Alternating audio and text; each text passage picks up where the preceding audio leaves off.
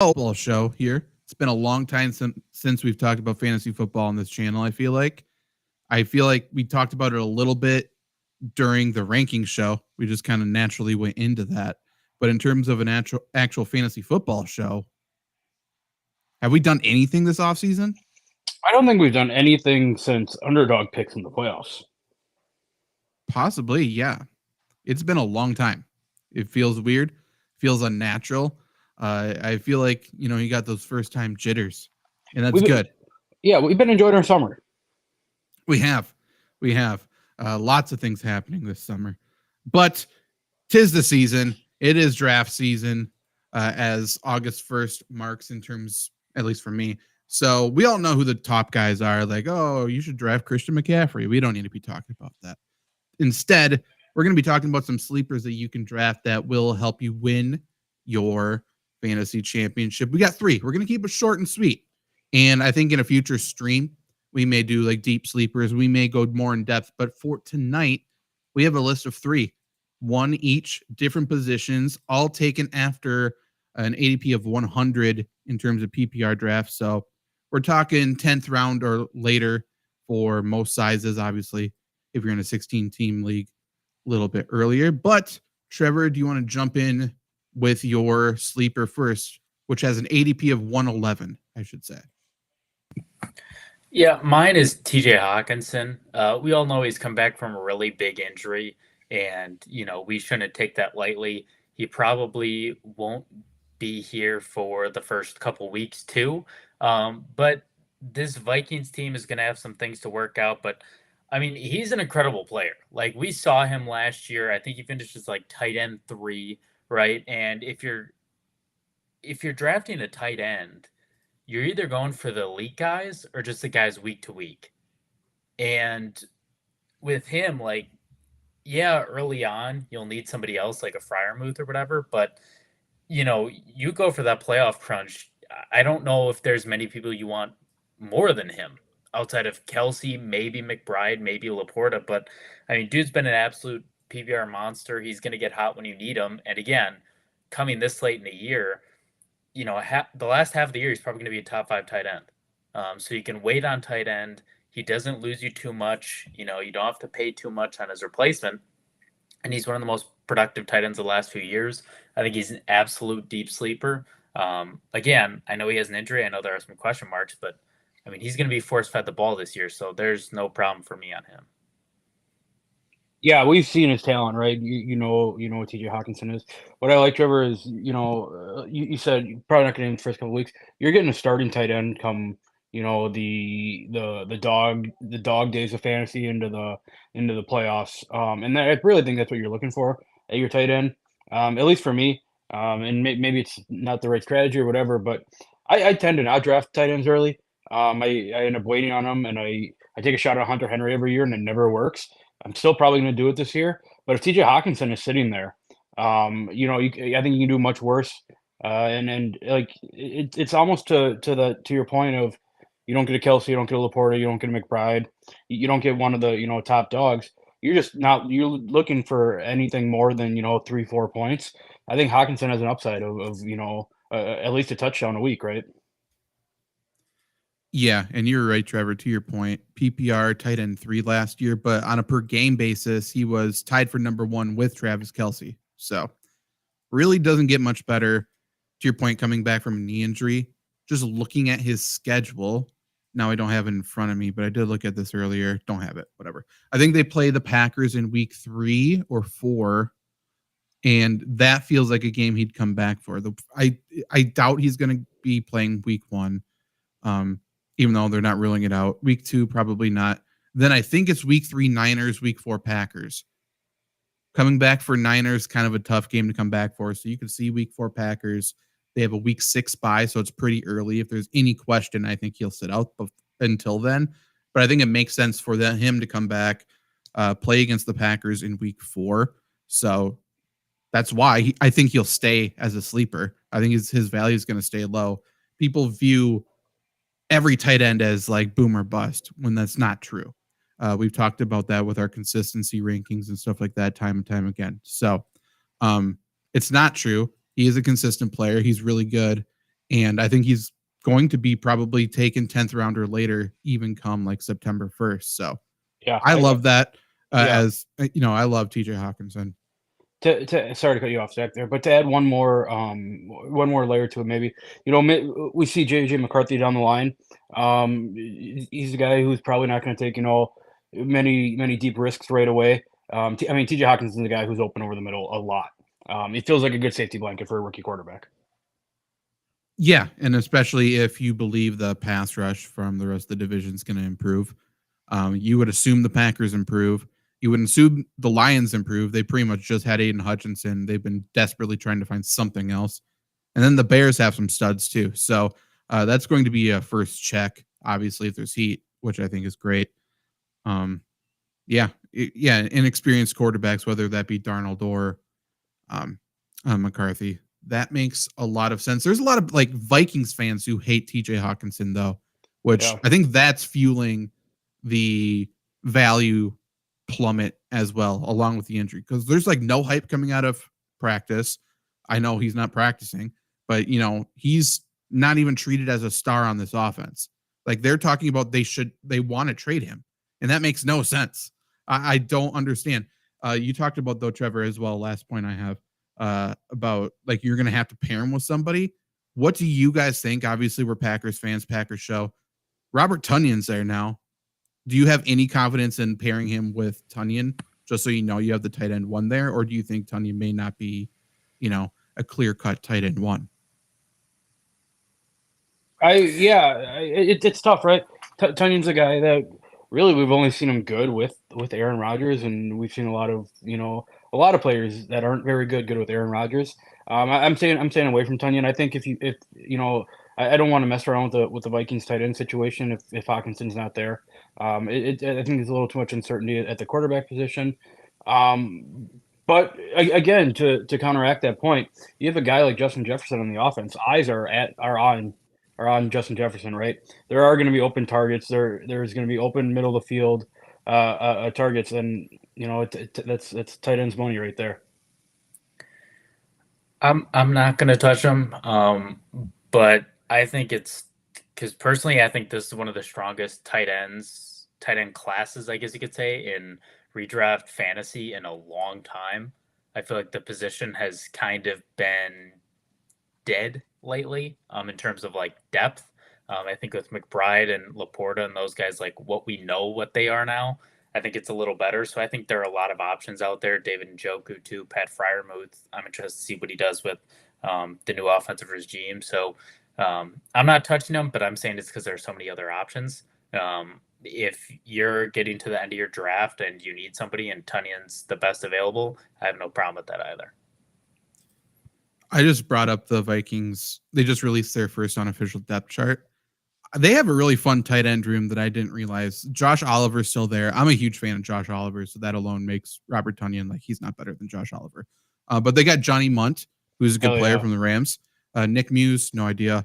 They got N'Keal Harry as a tight end there. And then they got Sammy Reyes, I think is how you pronounce his name. He's like chiseled out of fucking granite. He was on the Commanders, I think the then football team a few years ago, just as like this prototypical athletic freak. If he can learn how to play football, he's going to be great. I don't think he's really got much of a chance yet, but if he learns how to play football, he's going to be a load. He's insane. He is so strong and so fast. Luke, who's your sleeper? Hi.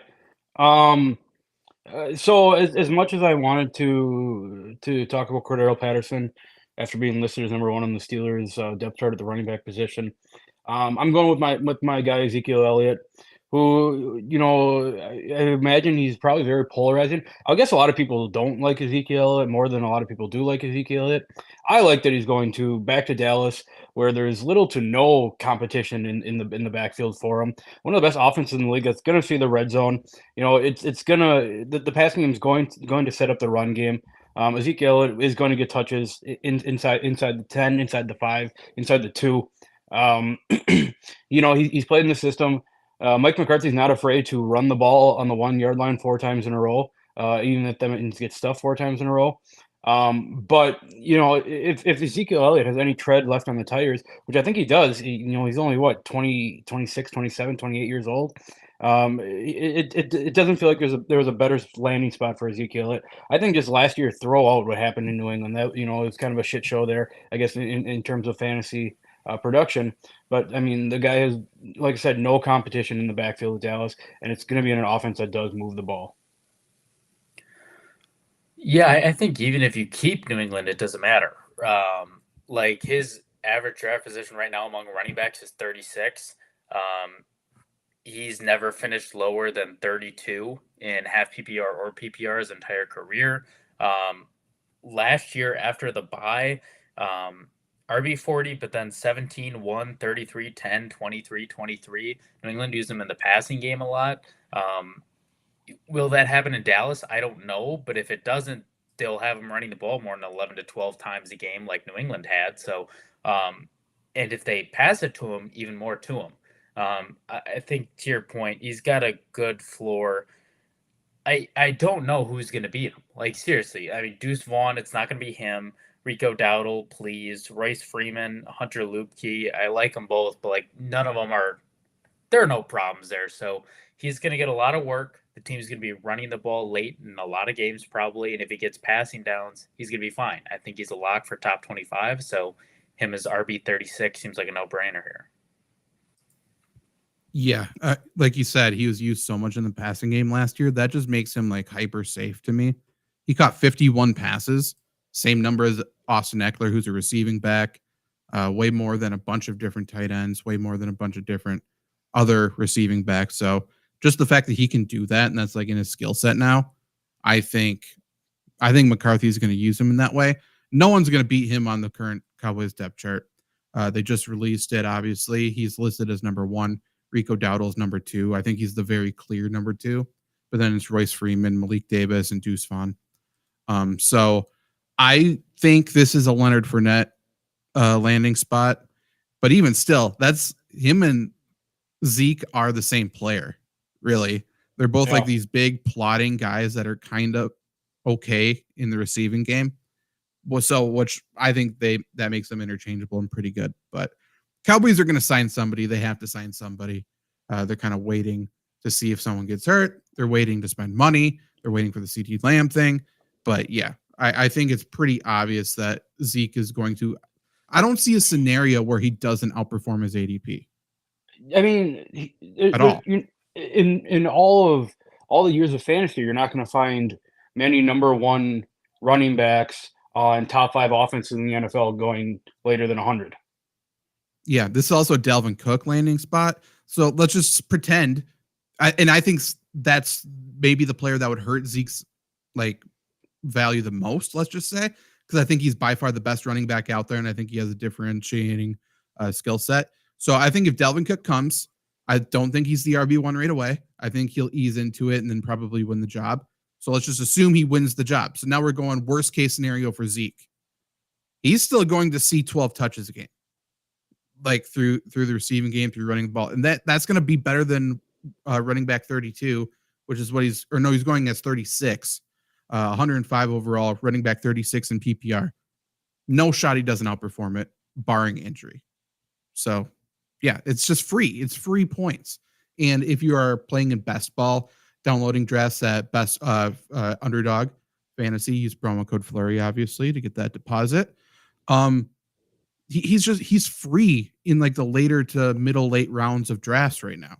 And he's going to score touchdowns. Again, who's going to be the red zone running back of anybody on roster? Like if someone spells him in the middle of the field, fine. He's going to fall in the end zone. So easy. It's dumb. Okay. I'll stick in the NFC East. I will go with quarterback.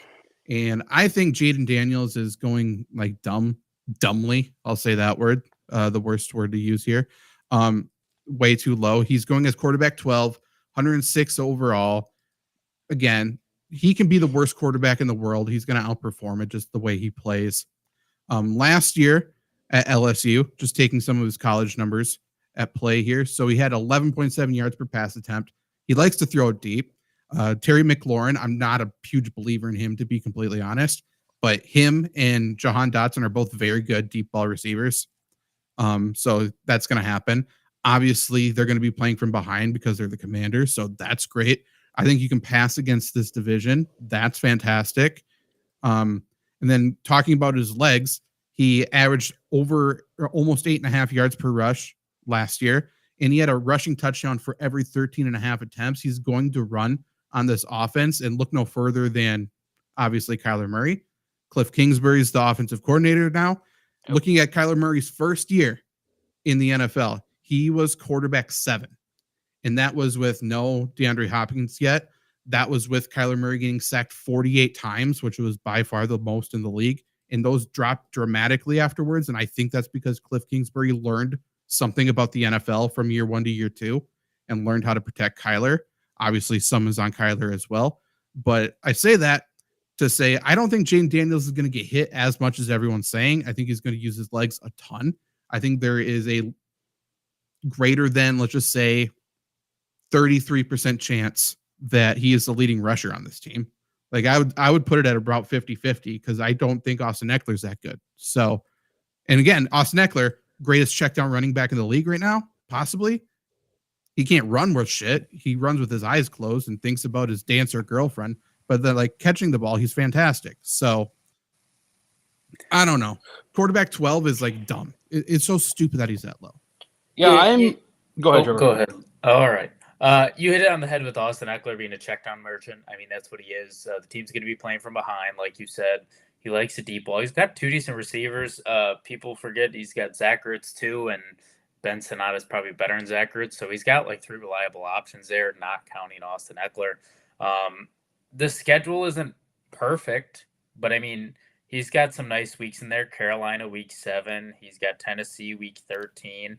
I would argue those are his worst weeks. The other weeks they're going to be losing. That's true. I was just looking at weak defenses. I mean, he's got an offensive coordinator that I don't like, Cliff Kingsbury, but I mean, fantasy wise, I like him for quarterbacks. He's a good player, and really, when you look at him, I mean, he's not going to lose his job. There's no fucking way. There's no shot. So if you're asking yourself, oh, is he going to get hurt because you have durability concerns? That's literally everybody in the entire NFL. I have bigger injury concerns with Anthony Richardson up top. So I don't think that's a thing that you can predict. And again, because he's going so late, who gives a shit if he gets hurt? Like in a draft where you take Jayden Daniels and wait for Jayden Daniels, you are stacked at every other position. So your quarterback doesn't have to be good, even if he does get hurt. So he's a good player. You have a great contingency plan, even if he somehow does get hurt, and he's got a good supporting cast. So he's going to be a solid player. You know, he's not going to be a top 5 quarterback in my mind, but he's definitely going to outperform quarterback 13 for sure. Yeah, on top of it all, this dude was awarded the best player in college football last year. You know, you take that what you want, but there is some merit to it. I am totally in love with drafting running rookie quarterbacks. Anthony Richardson was awesome for the first 4 weeks last year. I understand the injury concerns. I mean, go all the way back to RG3. He was awesome his rookie season. The NFL Kyler Murray. The NFL is so hard to be able to step in and dominate in the pass game. If you can run, you're going to run. Jayden Daniels can run, and he's going to run. Like maybe not as much as Anthony Richardson yet. Last year, Anthony Richardson scored. You know, he's rushing like a touchdown a game. Why can't Jayden Daniels, you know, rush for 30 yards and you know get a touchdown a game? Maybe that's a lot, but right there is 7 to 9 more points a game. I don't know. It's really hard to throw. You're going to run when you can. And I love that from Jayden Daniels. To your point, Zach, if he runs not there, he's just going to launch that bitch deep. And if someone catches it, that's that many more points. I'm still on the Daimi Brown train too. Always. He's my Devontae Parker this year. He's going to break out. I just know he is. But I think they upgraded the receiving core this offseason with Zach Ertz, with Sinnott, and with Austin Eckler. I don't think their defense is really any better. You could argue it's worse than the majority of last year without Montez Sweat. And I think it's not bold to say, like, does anybody think that he's worse than Sam Howell at anything? No, Like Luke's a North Carolina fan. Like, I don't know. Sam Howell finished as quarterback 11 last year, and Jane Daniels is going after. Like, I don't know how anyone could even conceivably like say that makes sense. I don't get it. I don't get it. Nope. Okay. Like, so now think all of our guys are kind of in that same round, same area, but things are going to move a little bit. It's going to be a little bit dynamic at the end of the season or coming up to the start of the season here. Could you imagine waiting and then landing Jaden Daniels and TJ Hawkinson in round 9 and 10 or something, or getting Zeke as your flex, your RB3 there, and after loading up on every other position? Like, this is how you win leagues. Well, and even if you go early, like let's say you go 8, 9, 10 and you take somebody early, is it really that early? Like if Ezekiel Elliott's the first one on the board, is it really that early? Is it really too early for TJ Hawkinson? Yeah, he'll miss some games, but if he's going to win you a playoff game, shit, he's worth a round 1 pick. Obviously, we're not going to talk about that, but I mean, these are guys where even if you go above their ADP by a round or two, it's still going to be a good value. Yeah, I think. Go ahead. To add to both of those, just the draft value in general. I don't know how you guys feel, but like I think after the first 2-3 tiers of running backs, kind of around that round 4, I kind of hate everything that's there. And if, you sitting in Ezekiel Elliott round 10, it's incredible. Same with tight ends. Those first 4 go. I hate everything until that round 10, round 11, and even quarterbacks too. It feels like a lot of the quarterbacks are pretty much kind of projected to finish with similar stats. What's the quarterback that's going to win a league for you? A quarterback that you pick up late that you already had the rest of your roster filled out. So yeah, I agree with you guys 100%. Yeah, I think if you have to reach for one of them, I think Jaden Daniels is the one you would have to reach for, because someone's going to get itchy trigger finger with an exciting rookie, right? I don't think anyone's going to get overly excited about Ezekiel Elliott randomly, especially with all the videos that are coming out. And Hawkinson, like, the only news I think we're going to get up until the season starts is that he's not going to play right away. So, like, I think Daniels is the one you have to reach for. I'm doing a mock draft really quick here just because I want to see what happens if you can get 8, 9, 10 going Jaden Daniels, Hawkinson, and Elliott, or flip the 2. But like, I just picked 4 out of 10-team league here. I went Jefferson, Adams, Henry. I'm not really thinking. But let's just say I go DJ Moore here in the 4th. But yeah, if we can go 8, 9, 10, those guys, I think we're going to create like a super team.